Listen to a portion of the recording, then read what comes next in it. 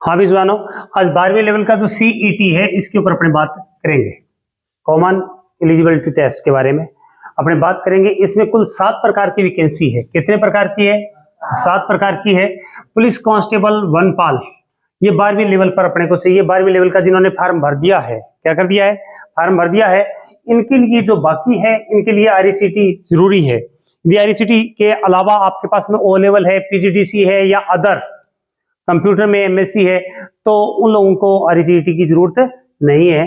तो ये सारे आपको भरने हैं। ये जो चारों नीचे वाले 500 जो कंपटीशन है, ये सेकंड लेवल के हैं। क्या है? सेकंड ग्रेड के हैं। किसके हैं? सेकंड ग्रेड के हैं। उसके बाद में इसके यदि अपने सिलेबस की बात करें, मेन है इसका सिलेबस। जो सिलेबस है, राजस्थान का भूगोल आएगा पूरा कंप्लीट, राजस्थान की संस्कृति कंप्लीट आएगी, जो मैं पूरी करवाई रहा हूं। राजस्थान का भूगोल भी हमारा चल रहा है, राजस्थान का इतिहास, और इसके साथ में ही राजस्थान के संविधान का पार्ट है। राजस्थान के संविधान के पार्ट में क्या क्या आएगा पता है आपको? राजस्थान के अंदर राज्यपाल आएगा, मुख्यमंत्री आएगा, राजस्थान का मंत्रिमंडल आएगा, विधान परिषद आएगी। ये सारी चीजें हैं वो किसमें आएगा? संविधान में। पंचायती राज, ये सब कुछ।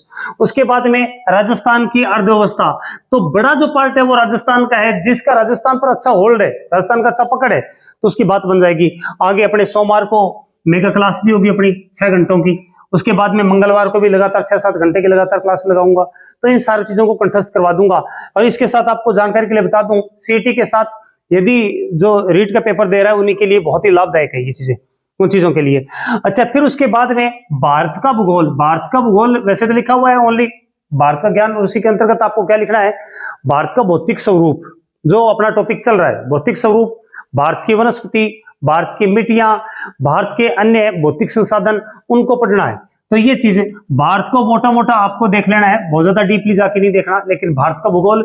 इसके अलावा भारत का संविधान, जैसे मूल अधिकार है, नीति निर्देशित तत्व है, कर्तव्य है, ये मेन है। मूल अधिकार, कर्तव्य, नीति निर्देशित तत्व, ये स्पेशल दिया हुआ है सिलेबस के अंदर। इसके बारे में आपको पढ़ना है, भारत का संविधान। इसके अलावा संसद के बारे में थोड़ा सा पढ़ना पड़ेगा। हिंदी का पूरा ग्रामर मैडम श्वेता जी पढ़ा रही हैं, डॉक्टर श्वेता जी आपको। तो हिंदी का ग्रामर, इसके साथ में इंग्लिश का ग्रामर आपको पढ़ना पड़ेगा। हिंदी और इंग्लिश का ग्रामर ज्यादा हार्ड नहीं है, लगातार हिंदी आपकी चल रही है और उसमें आप आसानी से तैयारी कर रहे हैं। बहुत ही शानदार चल रही है, हिंदी की क्लासें भी लगातार बन रही है, आपको दोबारा रिविजन क्लासें भी। समसामयिक की घटना बहुत इंपॉर्टेंट है, 2 बड़ी क्लासें देने वाला हूं समसामयिक की घटनाओं पे। इंडिया का, भारत का जो समसामयिक की घटनाएं हैं बहुत इंपॉर्टेंट है, खेल से संबंधित है, महत्वपूर्ण व्यक्तित्व से संबंधित है।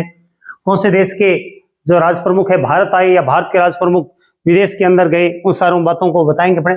इसके अलावा कंप्यूटर के ऊपर सामान्य प्रश्न, कंप्यूटर की सामान्य जानकारी आपको होनी चाहिए।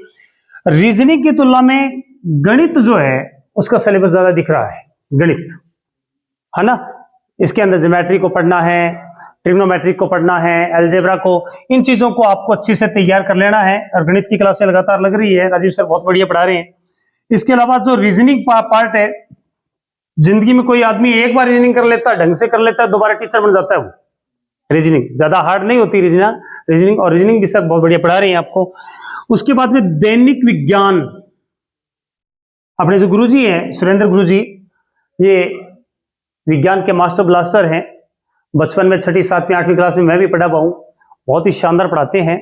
आपको पता है ये प्रिंसिपल से पद से रिटायर हैं और वो बहुत बढ़िया आगे विज्ञान की क्लासें लेंगे। कुछ क्लासें मैं भी लूंगा, लेकिन अपने सारे जो बच्चे हैं उनकी सेवा जरूर लेना, सर को बोलना कि आप हमें विज्ञान पढ़ाएं, उनके पढ़ाई में से कोई भी प्रश्न बाहर नहीं जाएगा।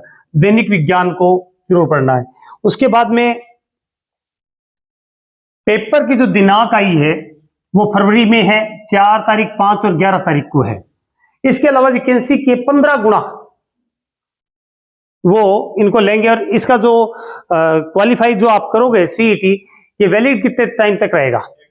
1 साल तक वैलिड रहेगा। तो अब आप मन लगा के इसको पढ़े।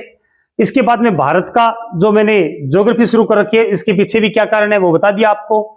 और मेगा क्लास पूरी करके, और ये समय से पहले, क्योंकि अभी आपके पास में जनवरी पड़ा है, उसके बाद में आधा दिसंबर भी पड़ा है, और उसके बाद में यहाँ पर भी 5 दिन 4-5 दिन हमें ये भी मिल रहे हैं। इसीलिए जो बचा हुआ टाइम है उसमें CET को अच्छी तरह तैयार कर लेंगे। इसके साथ जो आप में से रीट की तैयारी कर रहे हैं उसके लिए बहुत ज्यादा लाभदायक है, लाभदायक है। बड़ी बड़ी क्लासें रीट की और इसकी, और सेकंड ग्रेड की भी मेरी क्लासें चलेगी, ठीक है। तो धन्यवाद।